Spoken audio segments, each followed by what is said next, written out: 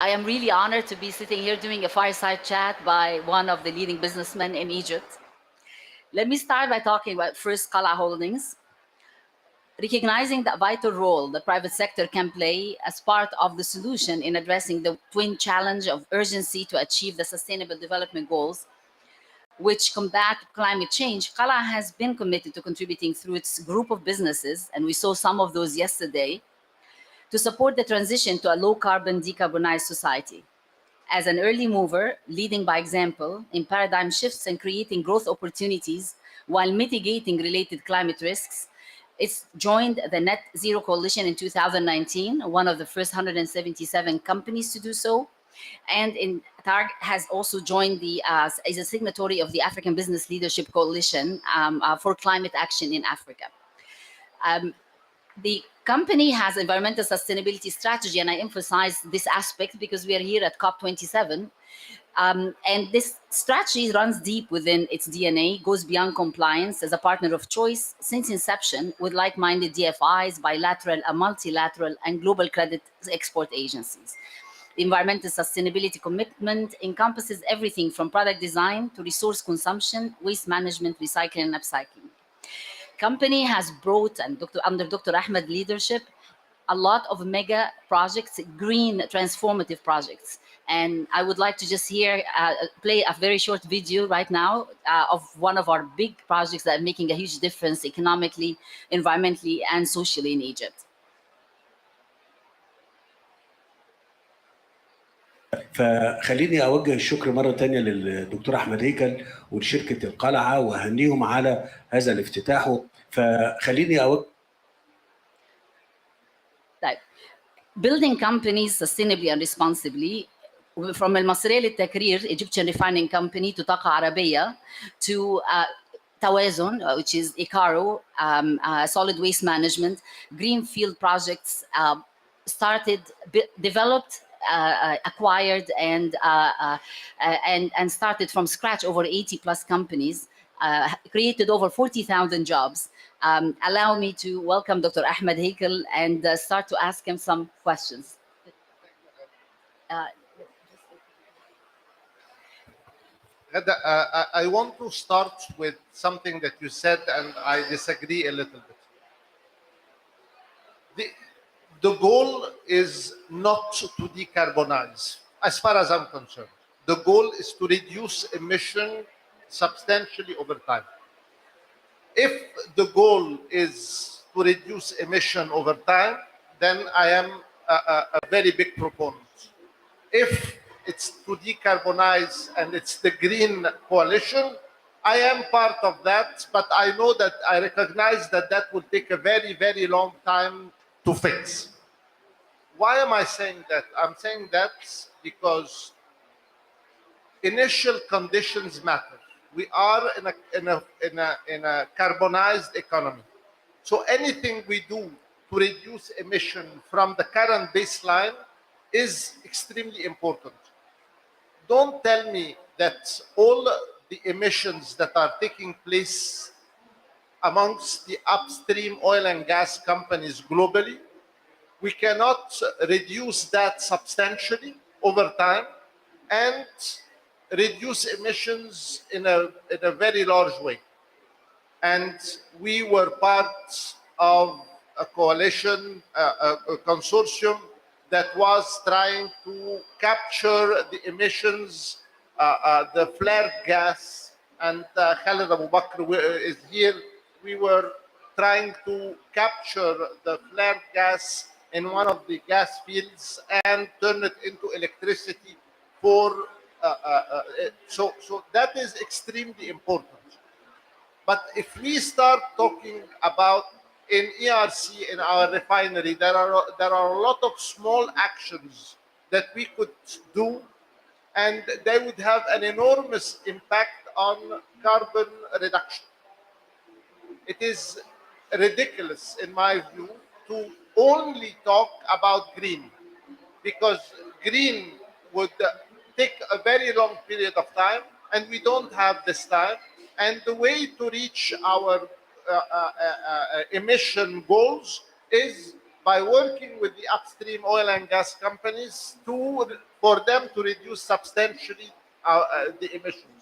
So if the goal, if we reset and I know that there is a lot of dogma around here, around CUP. A lot of people are talking about green as the only way to go. Green is very important and it's part of the solution. But improving efficiencies of industries in their energy utilization, improving ways of doing business amongst those people is extremely important for reaching our emission standards. And I think it is really critical. We're coming here a COP. It is an Africa COP. It's also one that reflects the aspirations and the ambitions. And it is important to make it a practical, pragmatic, with solutions that look at what you can do today with what's existing as you try to aspire to the future. But I'm going to try to take you behind the list of all these companies that you have either participated in being a founder or you acquired and developed, and all what you've accomplished to date. And there was some investment thesis that you used to build this economic, I won't say empire, but really the impact you had. The main thesis around most of our companies is to try to reduce energy consumption and to change some patterns of energy consumption. So reduce energy consumption and change. So, for example, we have our insulation business. Our insulation business is done. It's the only company operating in Egypt with world-class insulation, and that is extremely important in reducing the energy consumption in buildings. Natural gas filling stations that takes out diesel consumption and gasoline consumption in favor of natural gas, which is lower in terms of emission. Solar farms. That is extremely important. That is part of green, and it doesn't require a lot of explanation. Even our refinery, and it's not fashionable to talk about refinery in COP, but even our refinery, it's taking fuel oil, which is low value energy, and transform it through a state-of-the-art facility, and you produce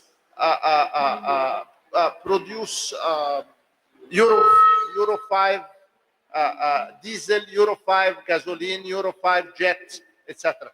So you are moving from the utilization of fuel oil, which is extremely polluting, into something that is meeting European environmental standards as they are today.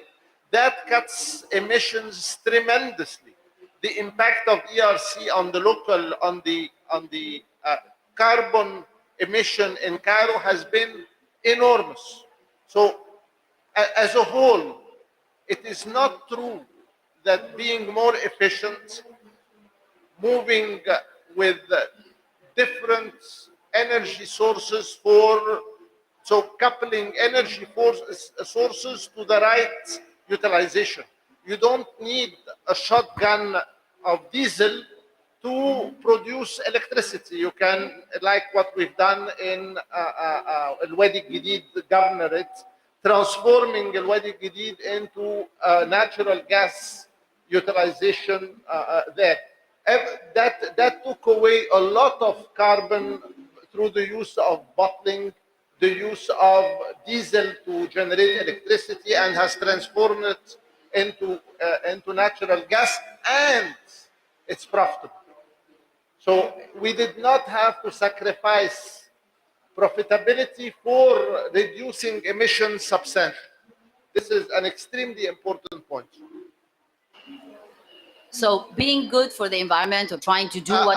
Hisham Sharif in front of us is decarbonizing, he's taking waste, municipal waste and agricultural waste, selling them to cement plants, and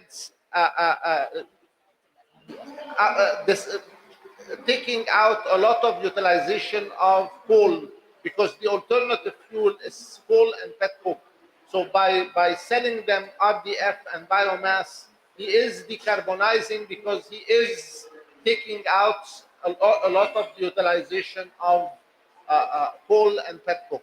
So in general, all the thesis around companies in the Qala Holding portfolio is better efficiency of energy utilization and coupling the right source of fuel to the right industry.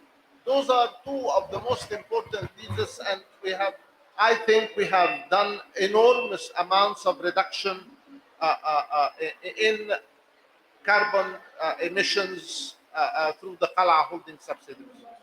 Brilliant. So trying to decarbonize and trying to reduce carbon and reducing emissions is also good for business. You can do it, you can balance it, and you can be profitable at the same time. You can. It's profitable under certain scenarios. It's very profitable when there are no subsidies on energy, Yes. and there is no subsidy on the dollar. Why are most of the our companies are doing very well under the current environment? They're doing well because we have paid a very dear price in subsidy of fuels, of various fuels, and the subsidy of dollar for a long period of time, and we were a very strong advocate. The Egyptian Central Bank have subsidized importation and lack of energy, lack of efficiency, because of the subsidy that they gave to the dollar. Now that dollar is moving for the right reasons, most of our companies are benefiting from that environment. The global economic environment, the geopolitical, economic is changing. There's so many pressures. Many maps are being redrawn. In that context, can you tell me where you see the strength of Qala Holdings and the strength of Egypt also, and how do you see us benefiting from all of these changes? I am very bullish on Egypt, provided two things happen. The first thing is we remove gradually subsidies while creating social safety nets across a variety of pool of populations. And the government has done a good job with that. They have put in Takaful and Karama, and I was a very strong advocate with Hania Shalemi and Gadaweli at an earlier stage. They have the food stamps, the food cards, and that's also another social safety net. Now they have they had the social insurance before that. Now they have an additional bida, which is Haya Karima, which they are. So you are creating social safety nets, but at the same point in time, taking away all sorts of subsidies on energy, on food, on anything, on everything, and most importantly on the dollar. Because every time you have a subsidy, it distorts economic life tremendously, and it's not sustainable. So let's look at this. What do you think are the biggest strengths of Qala as it stands today? You've withstood, I mean, before the pandemic, from the start, it's been a journey of ups and downs. I'd like you to reflect on it and tell me, where do you see the company today, the strength that it has, and the challenges that might still confront? You're absolutely correct. Qala passed through ups and downs and ups and downs. So we've seen 2 cycles, and now we are on our way up. The single most important strength, in my view, is that we never quit and we have a long-term vision. Meaning, we see the path, we see the light at the end of the tunnel. It's not wishful thinking and let's hope and pretend.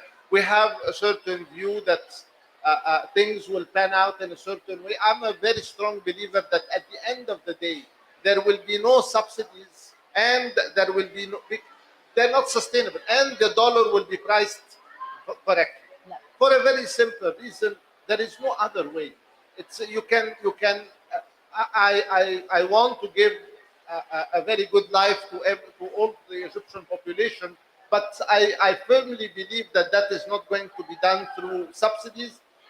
Subsidies will only cause us a financial crisis every 4 or 5 years, which is taking place. So, but you also need to remove subsidies in a very gradual and a very careful and a very deliberate way, while adding social safety nets, True. so that you cushion the very strong impact of what is taking place. Okay. So the key thing is we have a view about where things will end up. We have positioned our portfolio companies accordingly. And as a result, when the current environment is an environment that suits Qala Holding tremendously. Why? Because most of our at the holding company level, we are dollar positive. Give me one company in Egypt that can sit and say, I am dollar positive across all my companies. So yes, I have some companies that have negative dollar income, but I have a lot of companies that are positive dollar income. Okay. I'm going to try to peel a little bit and go to allow me to dig a bit deeper into Ahmed Haikel, Dr. Ahmed Haikel, and how you started all of this. How did you get started? What inspired you to get on this journey, on this path? I wish to say that it was a very deliberate, very planned way from the beginning. No. Dr. Taimur was a bit Yeah, precisely. Until the age of 31, I knew nothing about what I wanted to do. I had no idea what I wanted to do with my life. I came back from the States having earned a PhD in industrial engineering and engineering management from Stanford. And I went and taught in Cairo University for 1 year while working part-time in a very tiny firm called EFG. And EFG, we discovered something and we went for it, and EFG started to become a very large company. And I spent the first 11 years of my career, the first 10 years of my career at EFG, taking it from one of the people that helped taking it from a tiny little firm with 250,000 pounds of capital to a company when I left, which probably had probably 400 million Egyptian pounds, 500 million Egyptian pounds. So it was a journey. When I joined, we were 5 people, and then I brought the first group of people, Hussein Abaza, Ramzi Zaki, and Muhammad Nabi. And then I brought Hassan Haikel, and then I brought a lot of other people. So we grew. We got a very interesting team of people that came together and formed a very big company. And then I left to run Funoon, which was a small disaster. We sold the company very well to Prince Al Walid in 2004, but it was one of the mistakes that I made. And then 2004 to till today, it's Qala Holdings and the strategy that I was telling you about. If there are three pieces of advice you were to give to someone starting or entering business today, in the current environment, global madness, what would you say? What would those be? You have to have a certain vision of where you want to go and not to quit. It's easy to quit. It's easy to abandon what you want. But I kept throughout my career. I kept going, even under tough times. And by the way, those are still tough times. It's not, yeah, but at least now we see the progression clearly towards a company that will be, inshallah, one of the important companies in Egypt. You always say that it's important to bring to have enlightened policy, to have the DFIs and green condition financing, but also the private sector and its role is very important. Private sector takes the risks, has the ideas. What would you say is the biggest risk you took in your career? ERC. Ah, ERC so was, true. it's too large, too large of an endeavor compared to the size of Qala Holdings. It's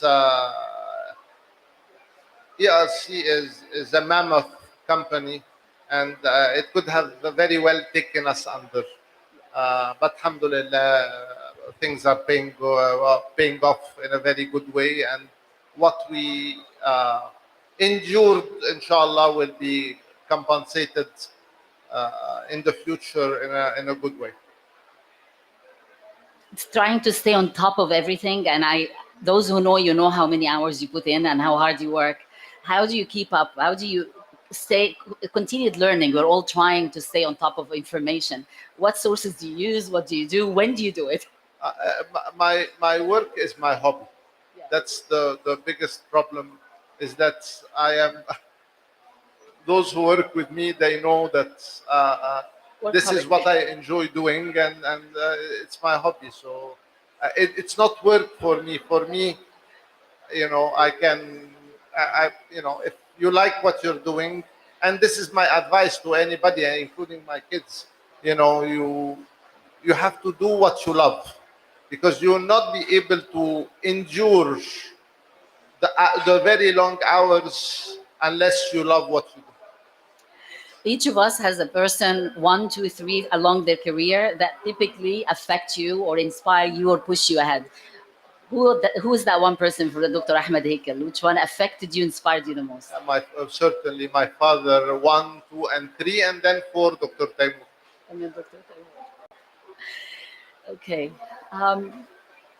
What is that one wish, the one advice you wish someone told you as you were starting your career or during your career journey? No, I don't think there was one advice. This is,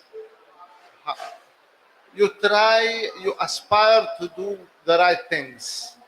Sometimes you succeed, sometimes you fail, and when you fail, you try to make amends at a later point in time.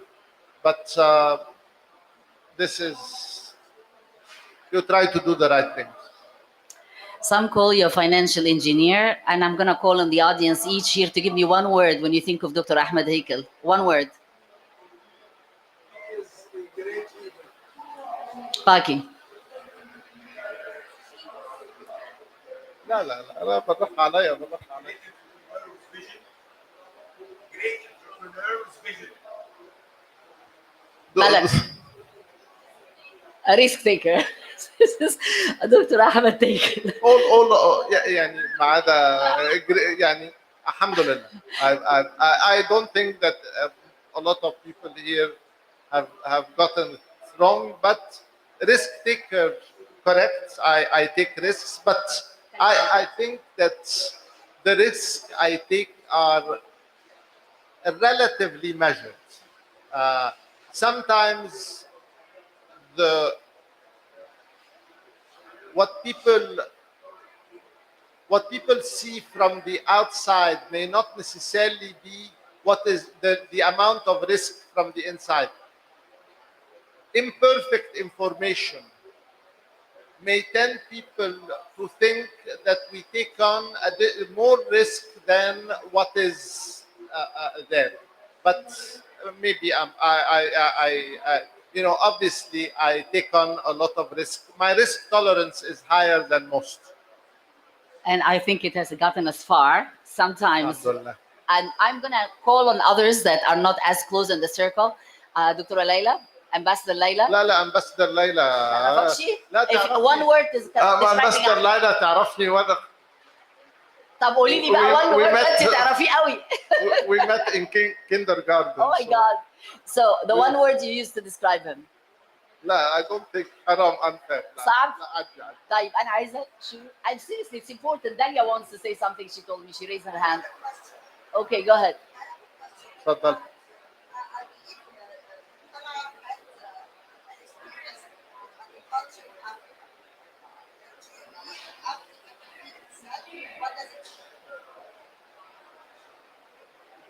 I'm a believer in Africa, but in Africa you need to go slowly. We made a big mistake at an earlier point in time. We took on at the same point in time more than we could chew, and we got unlucky because at that same point in time there were a number of crises in the world and in Egypt. So 2008, we've got the global financial crisis, 2011, the Egyptian revolution, 12, 13. So those also were not the poster child of stability in our country and our region. So what seemed as moderate risks were really accentuated by the environment that we were in. A lot of people sometimes they make a mistake of looking back in the mirror and judging people when the environment has changed. Let me give you an example of, you know, Talat Harb. Talat Harb is a very larger than life entrepreneur in Egypt. He built Bank Misri, he built a number of other companies. I'm sure you know him. Do you know how he died? No.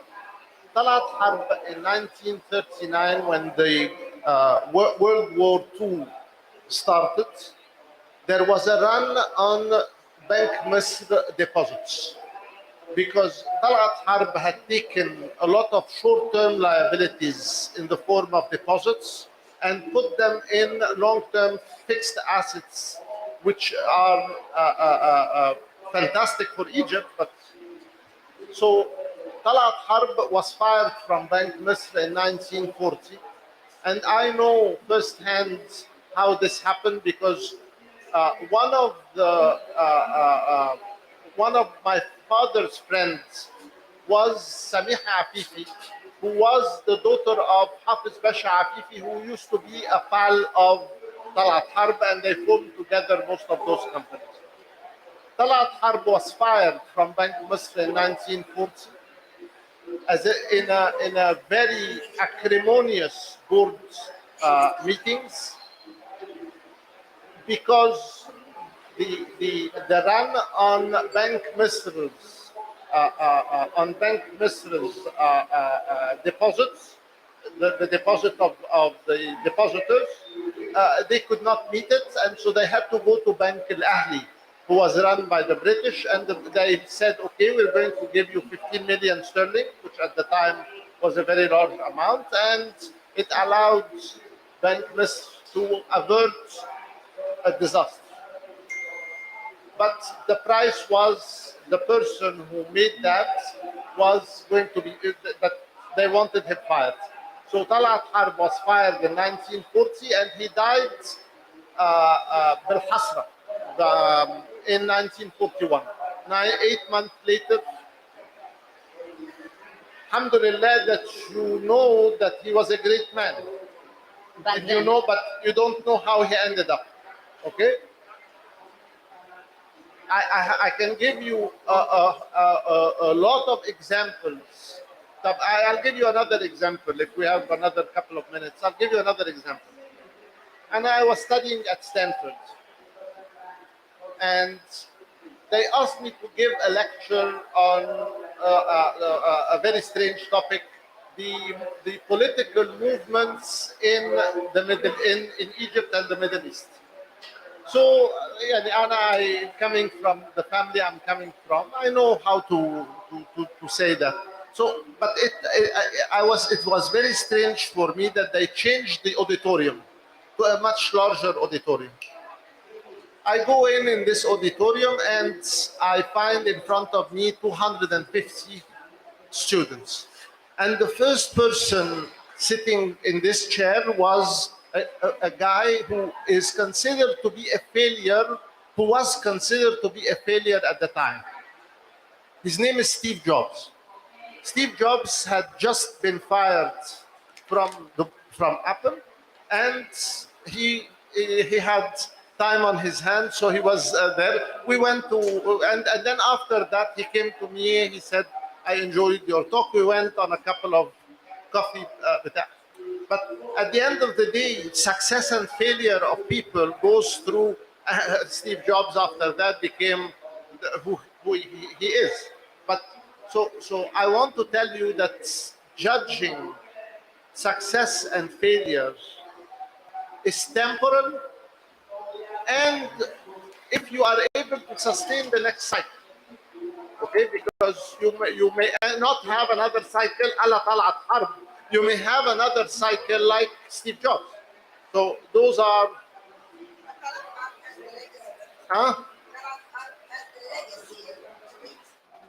Talat Harb has a legacy. Do you know where is this legacy coming from?